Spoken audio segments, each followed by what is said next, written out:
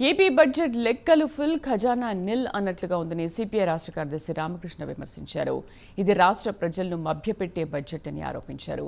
బడ్జెట్లో 10% కూడా సాగునీటి ప్రాజెక్టుల కోసం కేటాయించలేదని అన్నారు. ఈ ప్రకారం చూస్తే ఇప్పుడున్న ప్రాజెక్టులు మరో 4 దశాబ్దాలైనా పూర్తి కావని చెప్పారు. ఇవాళ తెలుగుదేశంలో జనసేనలో ఉన్న నాయకులందరూ కూడా ప్రచారం చేశారు. రాష్ట్రం ఆర్థికంగా దివాళా తీసింది, అప్పుల పాలైంది, శ్రీలంక మాదిరి తయారైందని ప్రచారం చేశారు. మరి వారు అధికారంలోకి వచ్చిన వెంటనే మరి ఏం మార్పు వచ్చిందో దానికి వారే సమాధానం చెప్పాలి.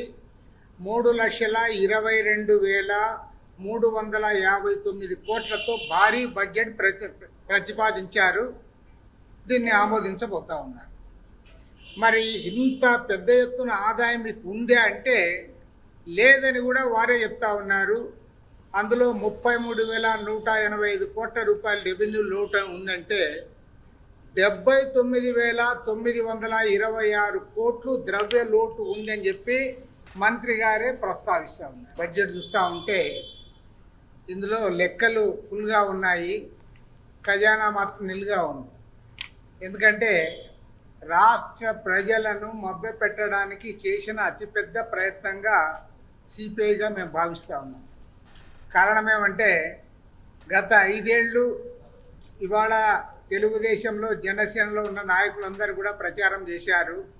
రాష్ట్రం ఆర్థికంగా దివాళా తీసింది, అప్పుల పాలైంది, శ్రీలంక మాదిరి తయారైందని ప్రచారం చేశారు.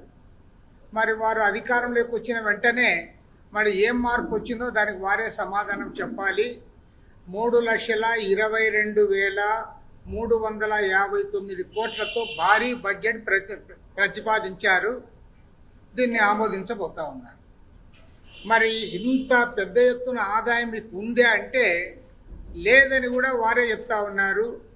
అందులో 33,185 కోట్ల రూపాయల రెవెన్యూ లోటు ఉందంటే 79,926 కోట్లు ద్రవ్య లోటు ఉందని చెప్పి మంత్రి గారే ప్రస్తావిస్తూ ఉన్నారు. బడ్జెట్ చూస్తూ ఉంటే